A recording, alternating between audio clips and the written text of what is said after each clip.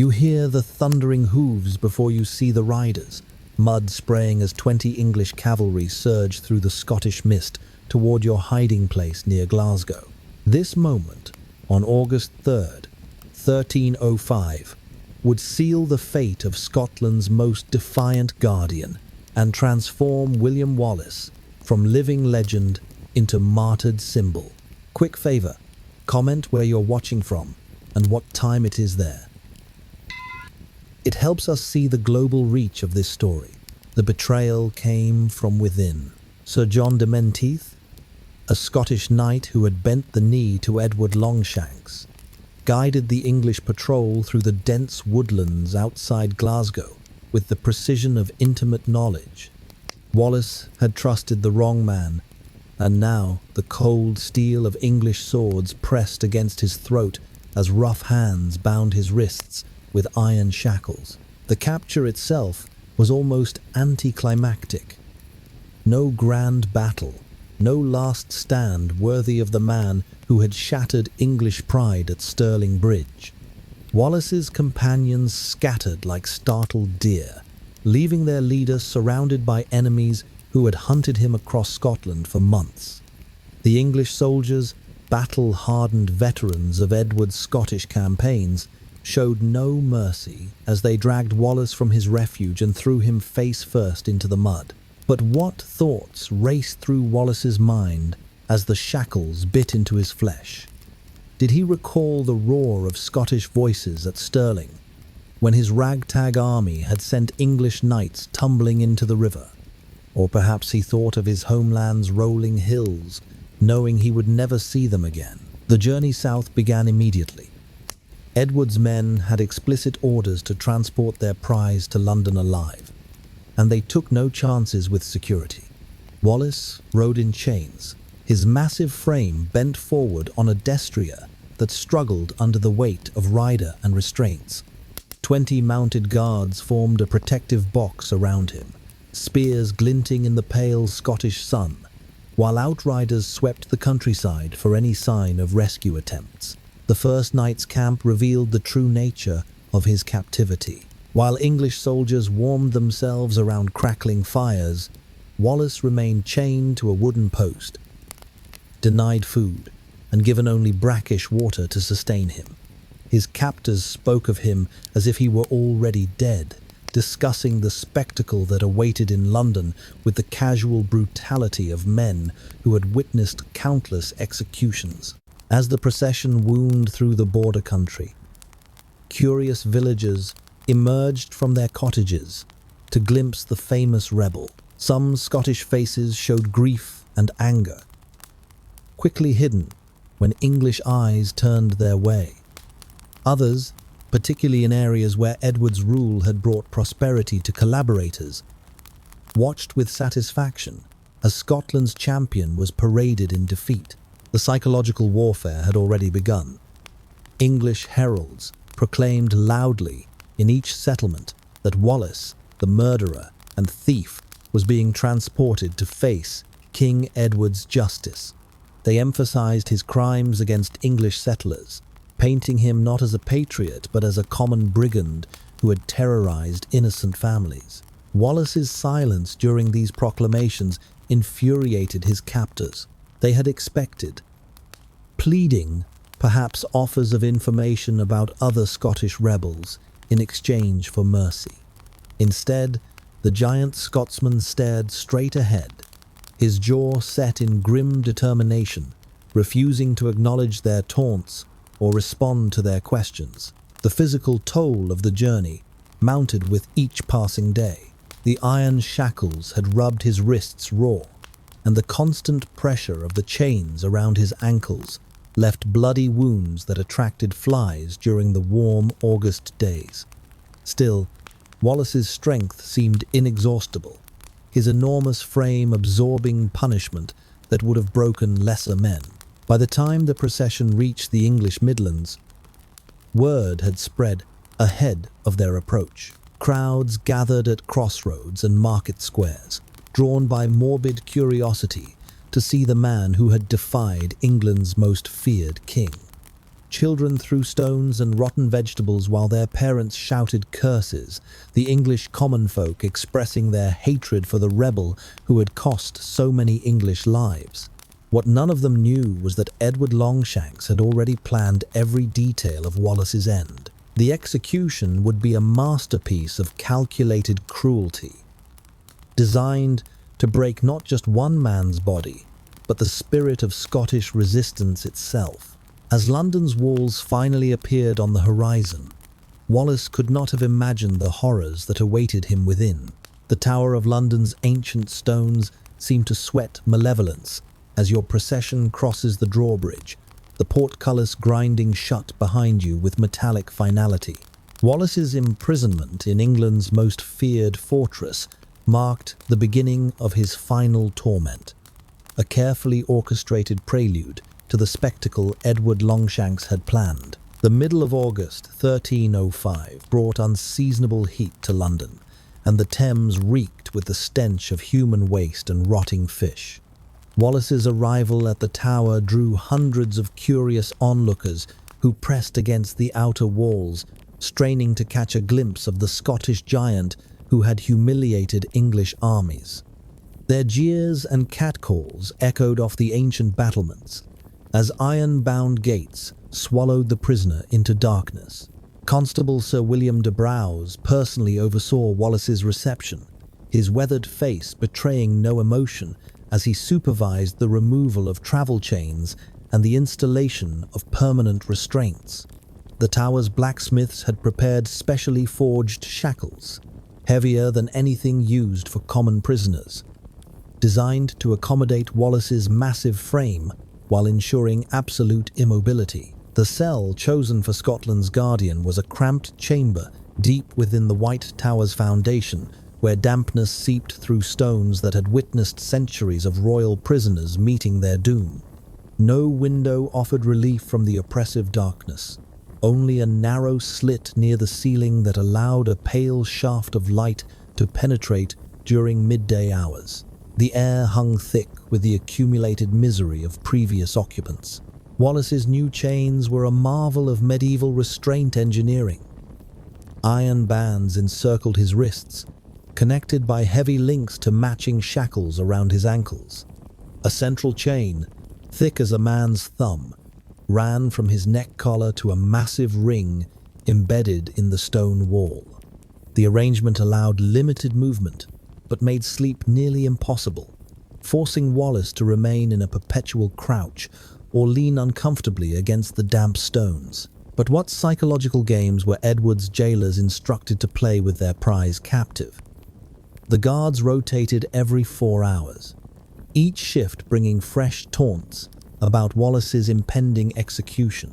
They described in vivid detail the fate awaiting traitors, painting word pictures of the quartering block and the executioner's implements with sadistic enthusiasm. Food arrived sporadically and deliberately spoiled.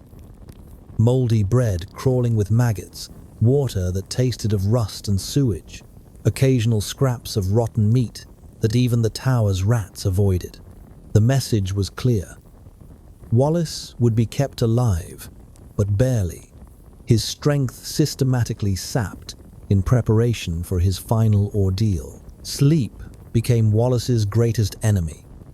The constant pressure of iron against bone, the cold seeping through wet stones, and the deliberate noise campaign conducted by his guards conspired to deny him rest.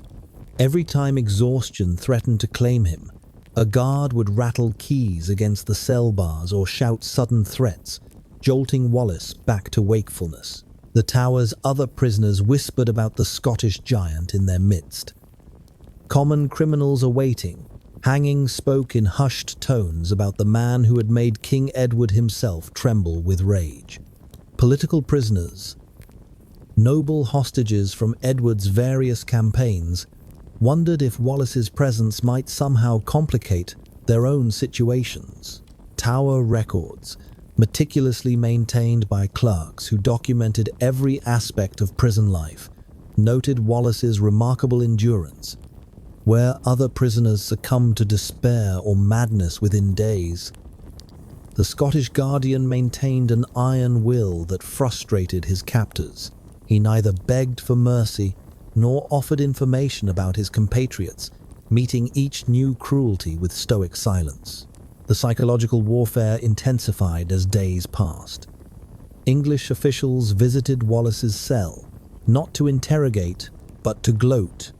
They brought news from Scotland, carefully crafted lies about Scottish nobles submitting to Edward's rule and abandoning Wallace's cause.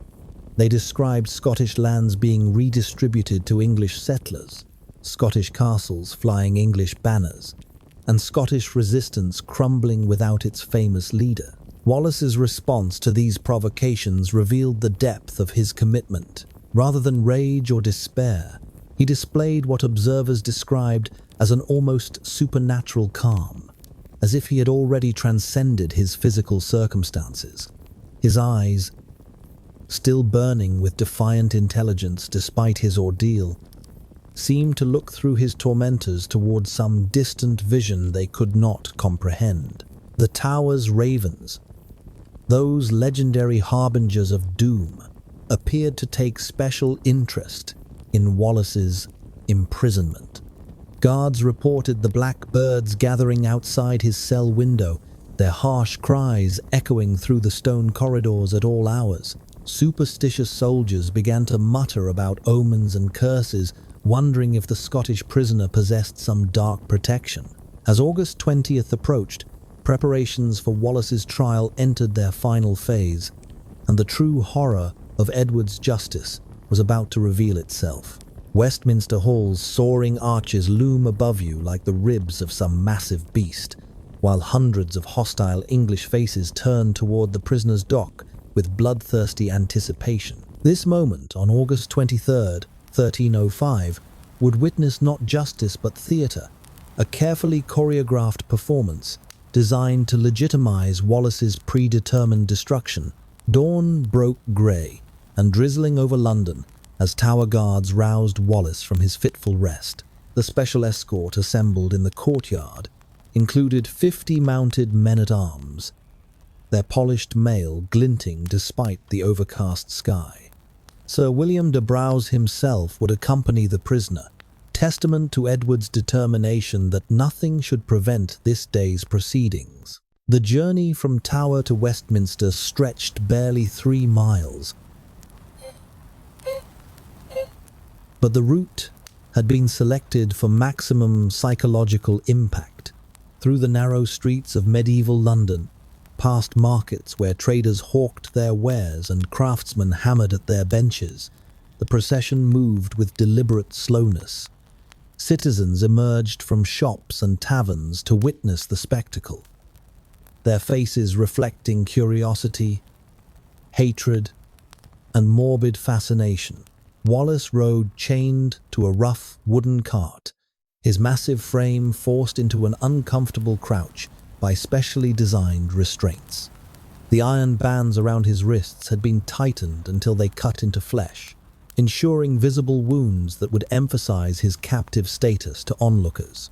Fresh blood stained his torn clothing, evidence of the guards' zealous attention to their duties. But what thoughts occupied Wallace's mind as London's crowds pressed closer, hurling insults and refuse at the cart? Did he remember the cheering Scottish voices at Falkirk before Simon Fraser's cavalry fled the field? Or perhaps he steeled himself for the ordeal ahead by recalling his oath to defend Scotland's freedom, regardless of personal cost. Westminster Hall, the greatest covered space in medieval Europe, had been transformed for this occasion. Temporary galleries accommodated hundreds of English nobles eager to witness Wallace's humiliation, while armed guards lined every wall to prevent any attempt at rescue or disruption. The hall's famous hammer-beam roof seemed to press down like a lid on a vast coffin, trapping the assembled crowd in an atmosphere of barely controlled violence. King Edward's throne, draped in cloth of gold and positioned on a raised dais, dominated the far end of the hall. Though Longshanks himself remained absent, his presence filled the space through the elaborate royal regalia displayed around the empty seat. This calculated absence sent its own message. Wallace was beneath the king's personal attention, a common criminal, unworthy of royal notice. Chief Justice Sir Peter Mallory presided over the proceedings, his gaunt face reflecting years of service to Edward's harsh justice. The assembled court included England's most prominent legal minds, men who had crafted the legal framework for Edward's conquests in Wales and Scotland. Their task today required no deliberation, only the formal pronouncement of predetermined guilt. The charges against Wallace filled several parchment scrolls, read aloud in Norman French to emphasize the prisoner's foreign status. Treason against King Edward, murder of English officials, destruction of royal property, and rebellion against lawful authority topped the list of accusations. Each charge carried its own prescribed punishment, but the cumulative effect guaranteed only one possible sentence. Wallace's response shattered the court's expectation of submission. When asked to acknowledge his guilt, the Scottish giant straightened, despite his chains, and spoke in clear, ringing tones that carried to every corner of the vast hall. He had never sworn fealty to Edward Longshanks, he declared, and thus could not be guilty of treason against a king he had never recognized. His loyalty belonged to Scotland and Scotland alone. The simplicity of Wallace's defense created an awkward moment for the English legal system. Technically, his argument held merit under medieval law, which recognized treason only against one's acknowledged sovereign. But Edward's conquest depended on the fiction that all Scots were his natural subjects, regardless of their consent or recognition. Sir Peter Mallory's response revealed the hollowness of the entire proceeding. The court rejected Wallace's defense without consideration, declaring that Edward's conquest of Scotland made all Scots his subjects by divine right. Resistance to royal authority, regardless of personal allegiance, constituted treason under English law. The circular logic satisfied no one except those already committed to Wallace's destruction. The sentence, pronounced with ceremonial gravity, carried all the horror that medieval justice could devise. Death by hanging, drawing, and quartering, the full penalty reserved for the most heinous traitors. The crowd erupted in savage cheers, their bloodlust finally satisfied by the promise of spectacular suffering. As guards prepared to drag Wallace from Westminster Hall to his execution, the Scottish giant's composure never wavered, though he surely knew that the next few hours would test the limits of human endurance. Rough rope bites into your ankles as the horses strain forward, and cobblestones tear at your naked back, while London's bloodthirsty mob screams for your destruction. This journey from Westminster to Smithfield would become the most infamous procession in medieval English history, transforming Wallace's final hours into a public carnival of cruelty. The executioner's assistants worked with practiced efficiency, stripping Wallace of his remaining garments before the jeering crowd in Westminster's courtyard. His massive frame, scarred from years of warfare and recent imprisonment, drew gasps from onlookers who had expected a broken man, but found instead a giant whose physical presence still commanded involuntary respect. Even naked and chained, Wallace's bearing radiated defiance that no amount of suffering had managed to extinguish. The rope that would drag Wallace through London's streets had been specially prepared for this occasion. Rough hemp, deliberately left ungreased to maximize friction against flesh, was looped around his ankles with nautical precision. The other end attached to a wooden hurdle pulled by two destriers, powerful warhorses trained to maintain steady pace regardless of their gruesome burden. Sir Geoffrey de Cornwall supervised the procession's departure, his cold eyes surveying the assembled crowd with professional satisfaction. Edward's explicit instructions had been clear. Every detail of Wallace's journey must serve as a lesson to any who might consider rebellion against English rule. The route had been carefully planned to pass through London's most populated districts, ensuring maximum witnesses to royal justice. The hurdle lurched forward with a wooden groan, and Wallace's ordeal began in earnest. Cobblestones, polished smooth by countless feet and hooves, offered no mercy to flesh dragged across their surface. Within minutes, blood began to streak the stones as Wallace's back scraped against their unforgiving edges. The crowd pressed closer, eager to witness every detail of the spectacle unfolding before them. But what drove London's citizens to such savage enthusiasm for another man's suffering? The answer lay in years of carefully cultivated hatred, fed by tales of Scottish raids across the border and English families slaughtered in their beds. Wallace had become the personification of Scottish barbarity in English minds, a monster whose destruction would somehow restore their sense of security. The procession moved at deliberate walking pace, allowing time for word to spread ahead of its approach. Street vendors abandoned their stalls to follow the grisly parade, while craftsmen emerged from workshops with blood-stained aprons still tied around their waists. Children darted between horses' legs, trying to get closer to the famous prisoner, their young faces bright with morbid curiosity. Through Cheapside's bustling market quarter, the hurdles scraped and bounced over centuries-old stones, worn smooth by commerce. Merchants leaned from upper-story windows, shouting curses and hurling refuse at the passing prisoner.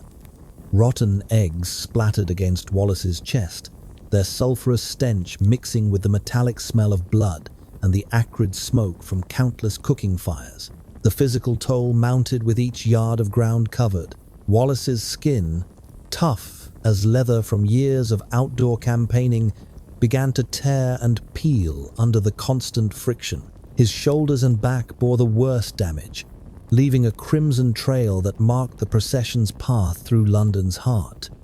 Yet witnesses noted with grudging amazement that the Scottish giant never cried out, never begged for mercy, never gave his tormentors the satisfaction of broken spirit. Pain had become Wallace's constant companion during these final hours, but he had learned to separate his consciousness from his body's agony. Medieval warriors understood suffering as a test of character, and Wallace had endured enough battlefield wounds to know that flesh could be tormented while spirit remained unbroken.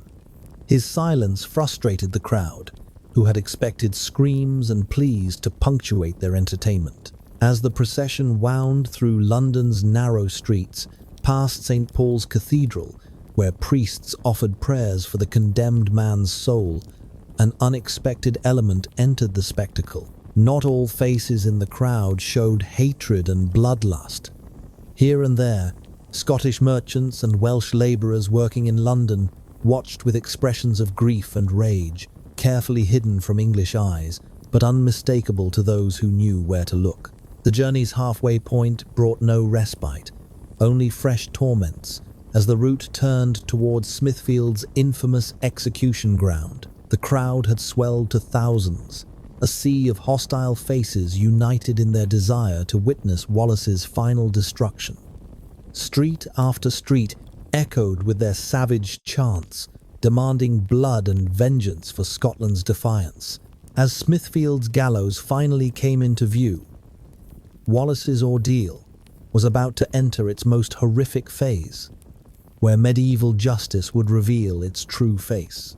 The executioner's axe gleams in afternoon sunlight as thousands of English voices roar approval, while the gallows shadow falls across your broken body like a dark prophecy of approaching doom. This moment at Smithfield would witness the most brutal execution in English legal history. A calculated display of royal vengeance, designed to terrorize all who might challenge Edward's authority. Smithfield's execution ground sprawled across several acres of trampled earth, permanently stained with the blood of countless criminals and rebels who had met their end under English justice. The gallows itself, a massive timber construction built to accommodate the largest crowds, dominated the space like some medieval cathedral dedicated to death. Fresh wooden planks had been installed for Wallace's execution, ensuring the structure could support both his considerable weight and the additional apparatus required for drawing and quartering. Master executioner Hugh de Cressingham supervised the final preparations with the methodical precision of a craftsman proud of his terrible trade. His assistants arranged braziers filled with glowing charcoal, their purpose grimly obvious to the assembled multitude. Knives, hooks, and other implements of dismemberment lay arranged on a wooden table like surgical instruments, each tool honed to razor sharpness for maximum efficiency. The crowd had swelled beyond all expectations, creating a sea of hostile humanity that stretched in every direction from the gallows platform. London's citizens had abandoned their daily labours to witness this historic spectacle, while travellers from across England had journeyed specifically to see Wallace's end. Temporary wooden galleries accommodated the wealthy, who paid premium prices for optimal viewing positions, while commoners pressed as close as the guards would permit. Wallace's arrival triggered a crescendo of savage cheering that echoed across the Thames and into the surrounding countryside. Guards hauled his bloodied form from the hurdle and dragged him toward the gallows steps, his legs no longer capable of supporting his weight after the brutal journey through London's streets. Yet, even in this extremity, witnesses noted that Wallace's eyes remained alert and defiant, scanning the crowd with the steady gaze of a man who had already accepted his fate. The executioner's ritual began with the prisoner's positioning beneath the gallows beam. Wallace's massive frame required special chains to support his weight, and the noose itself had been crafted from unusually thick rope to prevent premature breaking. The crowd fell silent as Master Hugh stepped forward to inspect his preparations, his experienced hands checking each knot and restraint with professional thoroughness. But what thoughts passed through Wallace's mind as the noose tightened around his throat?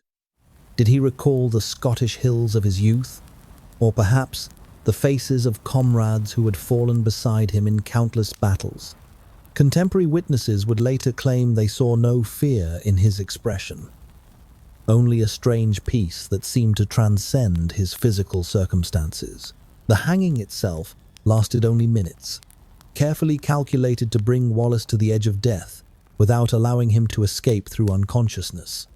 Master Hugh's expertise ensured the rope compressed blood vessels without crushing the windpipe completely, maintaining the prisoner's awareness while inflicting maximum suffering. Wallace's massive frame convulsed against the restraints, but no sound escaped his lips, even as his face darkened and his eyes bulged from their sockets. The crowd's roar intensified as guards lowered Wallace's still-breathing form to the execution platform.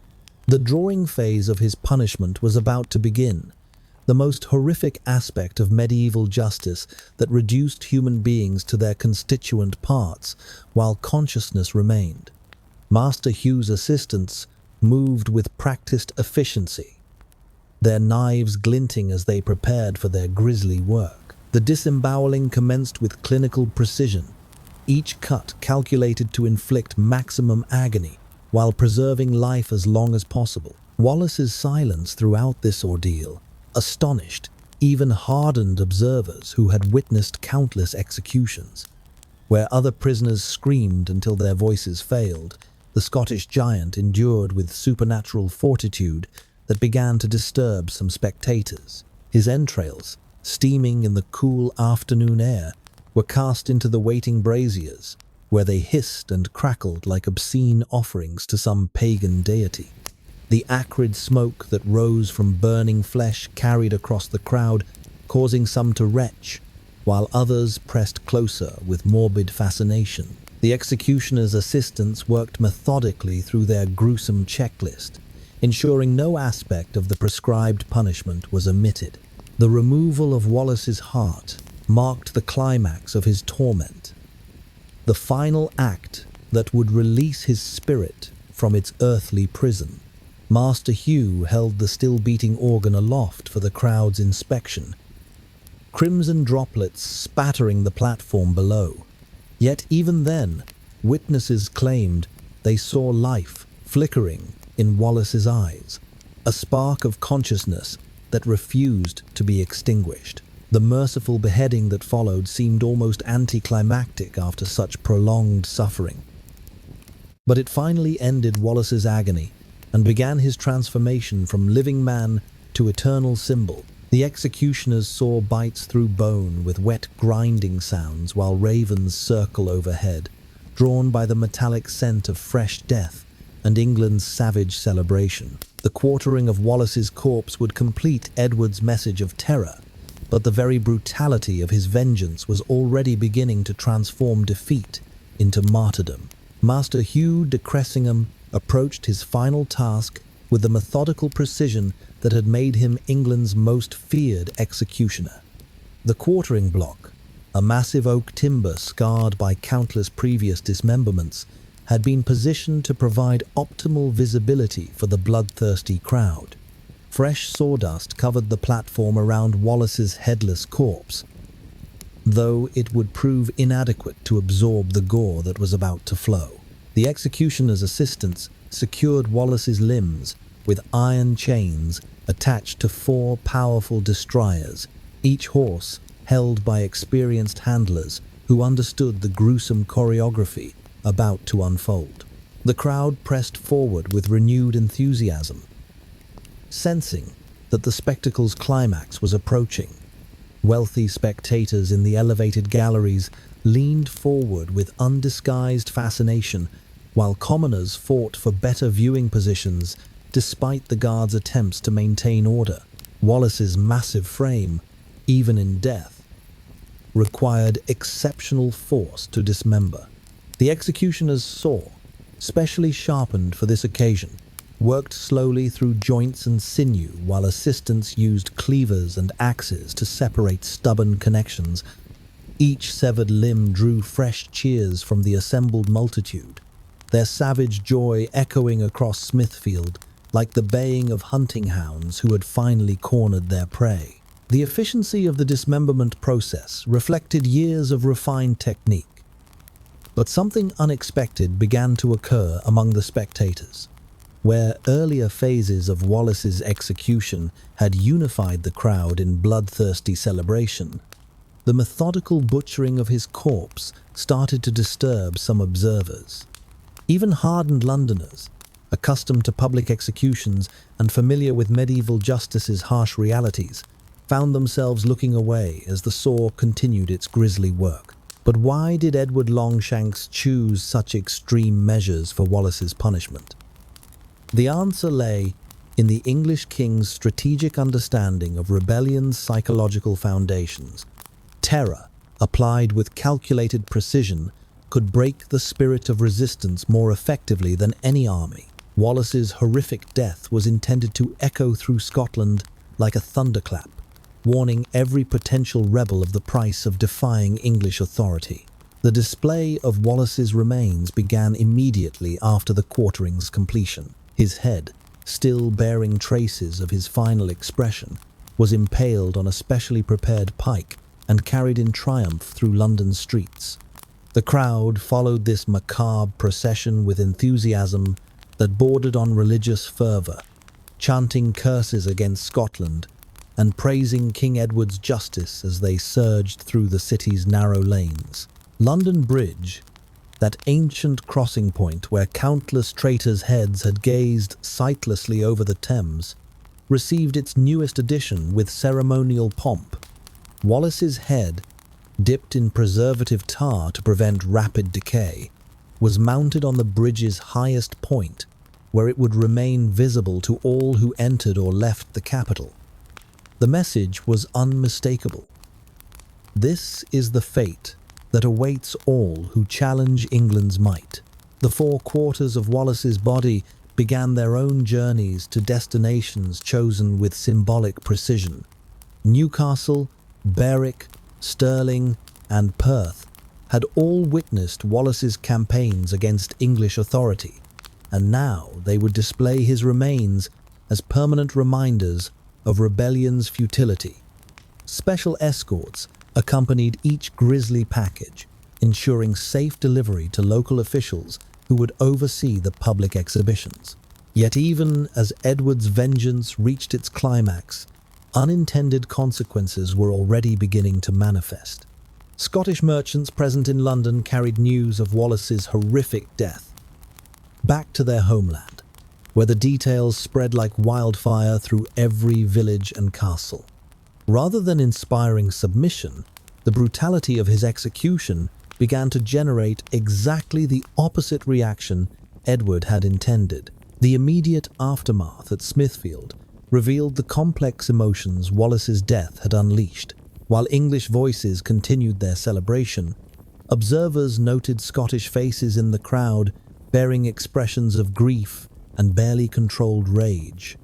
Welsh labourers, themselves subjects of Edward's conquest, watched with grim understanding of what awaited any who dared resist English rule.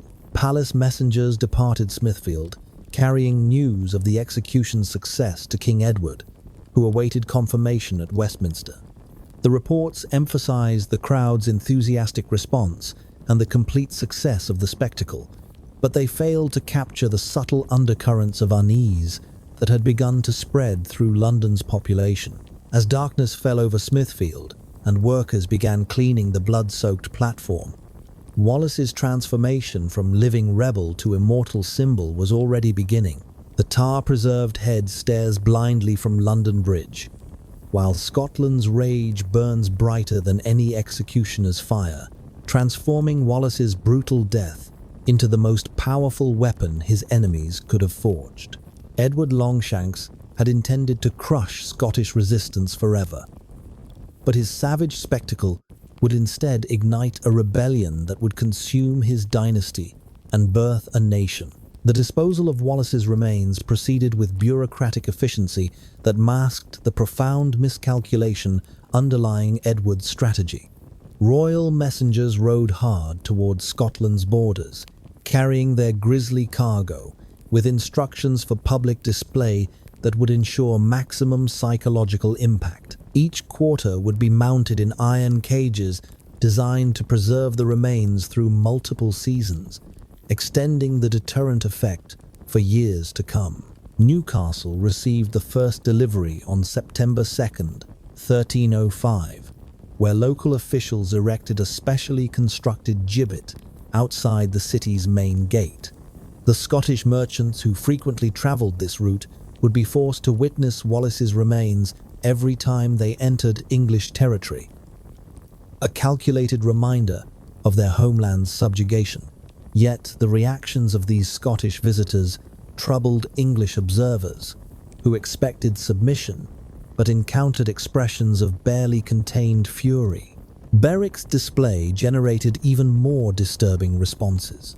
The border town, scene of Edward's massacre during his initial conquest of Scotland, had been chosen specifically for its symbolic importance as the gateway between the two kingdoms.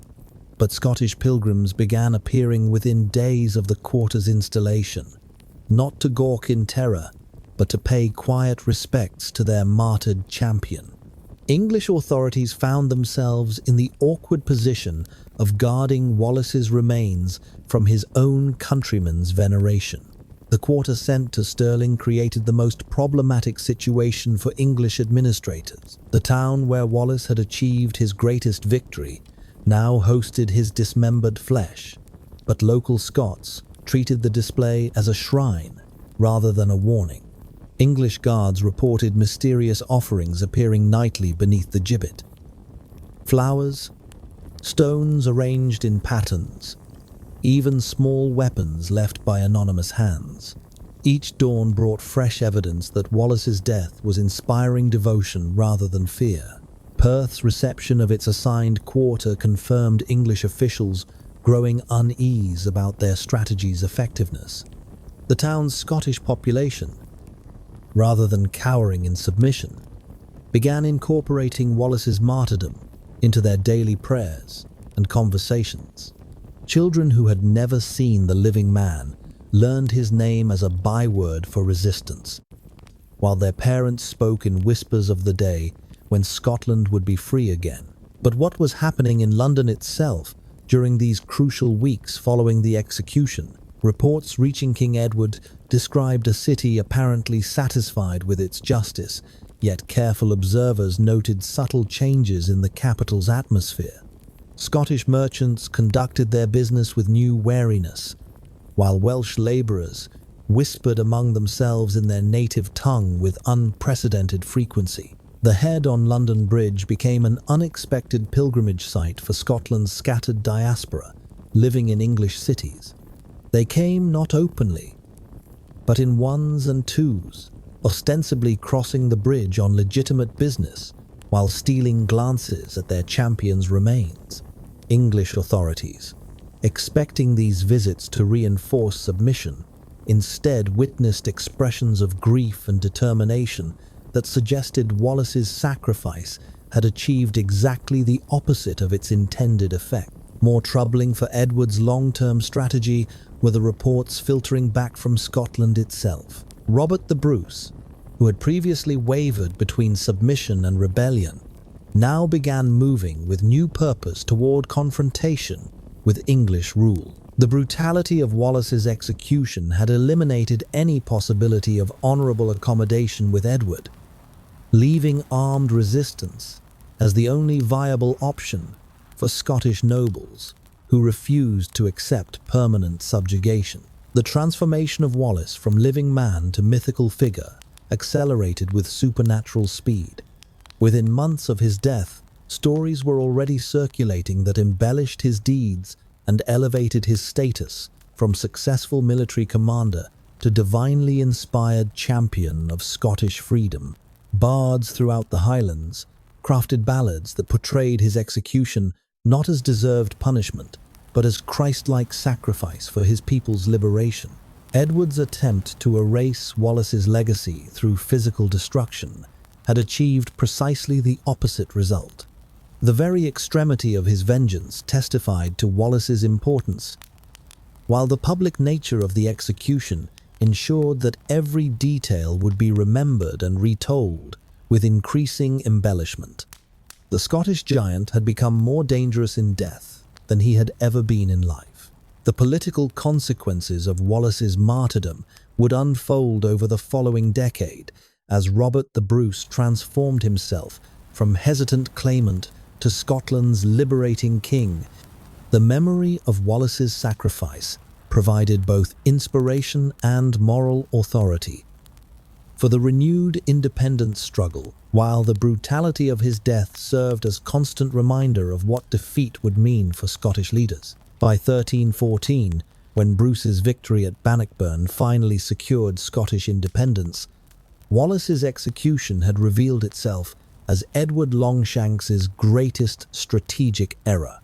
The English king, who called himself the Hammer of the Scots, had instead forged the weapon that would ultimately break English power north of the border. Wallace's legacy transcended even medieval Scotland's borders, inspiring future generations of freedom fighters who saw in his sacrifice proof that no tyranny, however powerful, could permanently crush the human desire for liberty.